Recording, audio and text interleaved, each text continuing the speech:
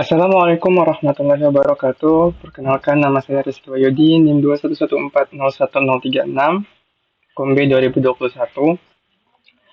Di sini saya akan melakukan pengujian terhadap sebuah data untuk memenuhi ujian akhir semester praktikum PDS 3. Di sini saya akan mengambil data dari sampel yang ada pada SPSS, yaitu sampel data funding. Ya, kita open kena saja. Pada data ini saya akan melakukan 5 pengujian, di mana pengujian pertama yang akan saya lakukan yaitu pengujian uji normalitas. Di mana uji normalitas ini digunakan untuk mengetahui apakah data ini terdistribusi dengan normal atau tidak. Caranya seperti apa? Pergi ke menu Analyze, lalu ke Descriptive Statistics, lalu pilih Explore. Nah, di bagian ini, pilih Healthcare Funding itu pindahkan ke Dependent List, baru report disease-nya juga. Setelah itu di bagian button plots ini, di bagian normality plots with thesis ini, with test, centang, lalu klik continue. Lalu selanjutnya klik OK aja. Tunggu dan akan muncul outputnya. Nah, ini di outputnya, di mana sini ada case processing summary, yaitu di sini ada N, yaitu jumlah data, yaitu ada 50, dan persentasenya itu 100%. Di case missing ini ada 0, karena apa? Karena case missing ini adalah data yang hilang. Dan tadi datanya semua terisi, jadi tidak ada data yang hilang.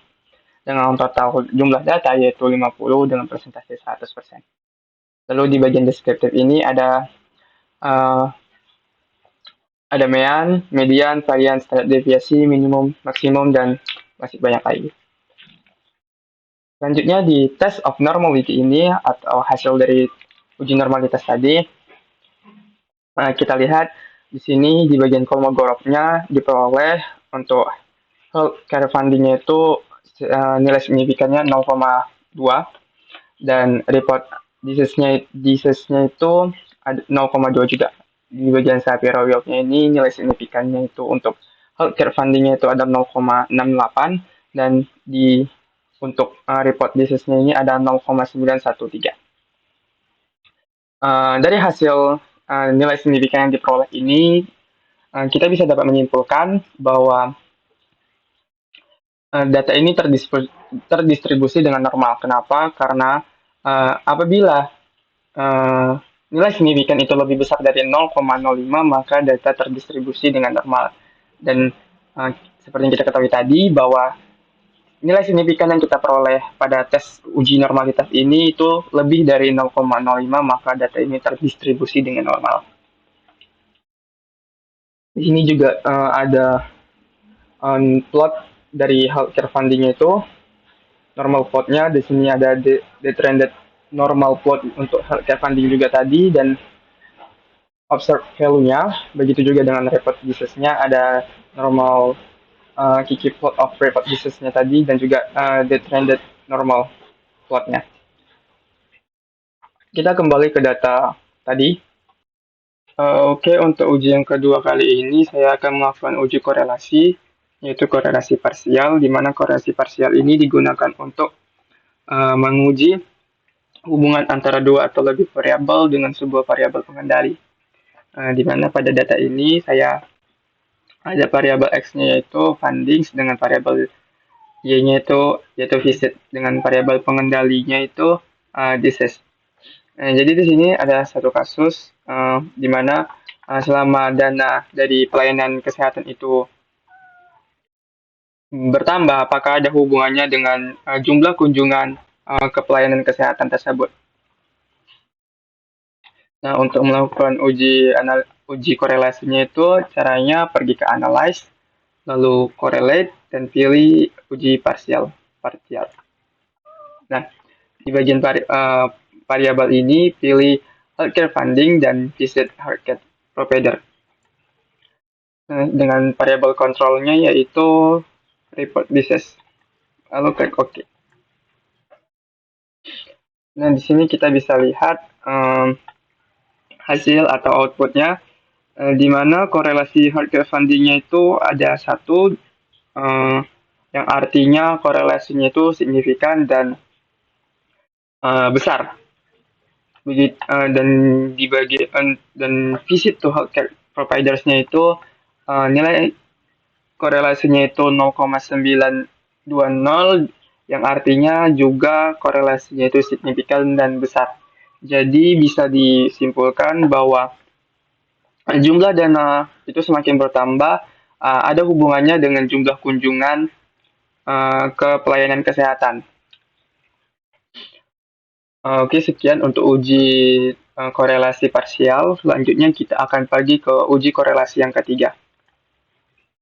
Oke, selanjutnya pada uji yang ketiga ini saya akan melakukan uji regresi. Uh, Uji regresi sendiri merupakan uji yang digunakan untuk memprediksi atau menguji pengaruh dari satu variabel independen terhadap sebuah variabel dependen. Untuk uji regresi ini saya akan melakukan uji regresi linear sederhana. Caranya seperti apa? Pergi ke menu Analyze, lalu pergi ke Regression, dan pilih Linear. Nah, untuk variabel dependennya itu ada visit to healthcare care provider. Dan variabel independence-nya itu healthcare funding. Lalu di button statistik ini, checklist bagian case with diagnostics, lalu pilih all case, lalu pilih continue. Selanjutnya di plot, untuk Y pilih SDR receipt, dan untuk X-nya itu ada JPR receipt.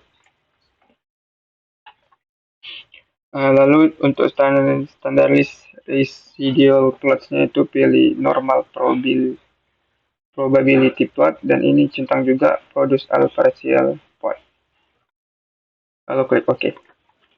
Nah, ini output yang telah keluar. Di sini ada variabel enter or remove, variabel yang masuk atau keluar, dan ada model summary, di mana R-nya di sini adalah korelasi atau hubungannya, yaitu 0,964, yang artinya korelasinya itu signifikan dan besar karena lebih dari 0,5.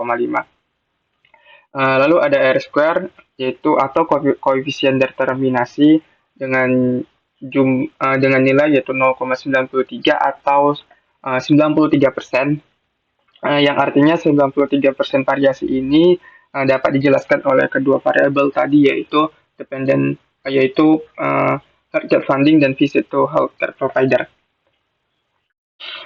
Sedangkan sisanya yaitu ada 7%, itu dapat dijelaskan oleh sebab-sebab lain.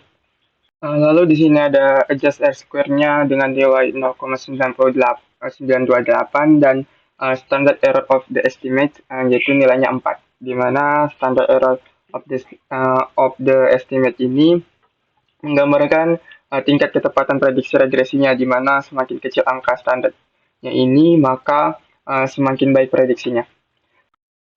Selanjutnya di sini ada NOPA, dan selanjutnya di sini ada koefisien. Nah, di bagian healthcare funding ini ada nilai yaitu 1. Nilai 1 ini menunjukkan atau dapat diartikan bahwa untuk setiap peningkatan healthcare fundingnya ini, atau setiap peningkatan dana pelayanan kesehatan, akan meningkat pula satu visit to healthcare provider atau pengunjung ke pelayanan kesehatan tersebut. Nah, dalam modul kita ketahui bahwa ada persamaan regresi, di mana yaitu persamaannya Y aksen sama dengan A tambah B X. Nah, pada uji regresi ini untuk A-nya itu adalah minus 14,692 dan untuk B-nya itu 1,079. Jadi untuk persamaannya yaitu Y aksen sama dengan minus 14,592 ditambah 1,079X. Nah, selanjutnya ada juga case with diagnostic, dan ada residual statistik, begitu juga ada chart. Selanjutnya kita akan melakukan pengujian yang keempat. Oke, pada uji keempat kali ini saya akan melakukan uji regresi, namun berbeda dari sebelumnya. Kalau sebelumnya uji regresi linear sederhana, kali ini saya akan melakukan uji regresi linear berganda. Uji regresi linear berganda ini sendiri adalah regresi yang variabel bebasnya itu lebih dari satu, yang dapat terdiri dari dua prediktor ataupun lebih. Uh, Caranya seperti apa? Pergi ke menu Analyze, uh, lalu pilih Regression, lalu sama seperti sebelumnya linear. Nah, untuk variabel dependennya itu healthcare funding, dan untuk variabel independennya itu ada visit health care provider dan report disease. Nah, untuk case labelnya itu sendiri ada city code.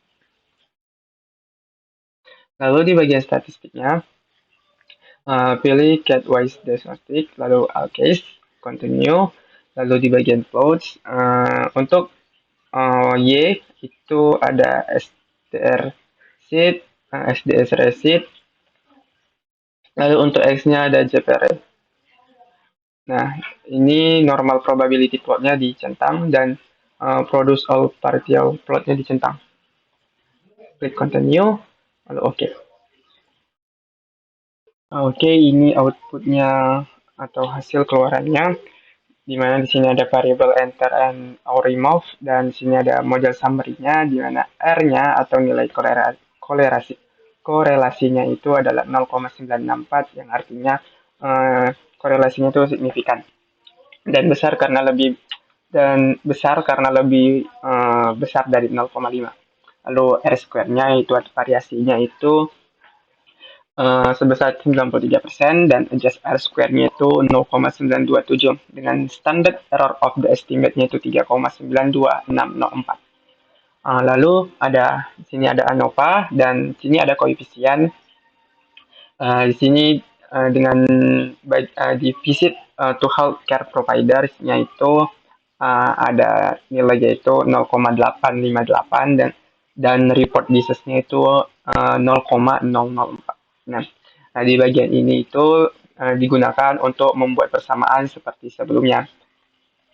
Lalu di sini ada nilai signifikannya itu 0,0 untuk visit to healthcare-nya itu 0 dan report disease-nya itu 0,928. Lalu di sini juga ada cat-wise diagnostic dan residual statistik, dan begitu juga dengan chart. Oke, kita lanjut ke ujian terakhir. Oke, pada ujian terakhir ini, itu ujian kelima, saya akan melakukan uji heterokedastisitas. Uh, di sini uji kali ini saya akan menggunakan scatter plot. Caranya seperti apa? Pergi ke menu Analyze, lalu Regression, lalu pilih Linear. Nah, dependent variabelnya itu healthcare funding, lalu independent variabelnya itu report disease, visit to healthcare. Nah, lalu di statistik, case, di plots-nya, CPR, continue, lalu klik OK. Nah, ini outputnya pergi ke bagian paling bawah, dan ini scatter plotnya. Nah, ada ciri-ciri tidak terjadi gejala heterokedastisitas, yaitu yang pertama, titik-titik pada scatter plot itu tidak berkumpul atau menyebar. Yang keduanya itu tidak membentuk pola. Nah, pada scatter plot ini, titik-titik ini lumayan jarang atau tidak berkumpul atau menyebar dan tidak membentuk pola juga. Maka bisa disimpulkan bahwa data ini itu tidak terjadi heterokedastisitas. Oke, kita kembali ke datanya. Nah, oke, itu tadi 5 uji yang saya lakukan pada sebuah data yang saya ambil dari sampel yang ada di sampel pada file SPSS, yaitu health underscore funding. Cukup sekian. Eh, Uji yang saya lakukan, jika ada kesalahan, saya mohon maaf. Terima kasih. Assalamualaikum warahmatullahi wabarakatuh.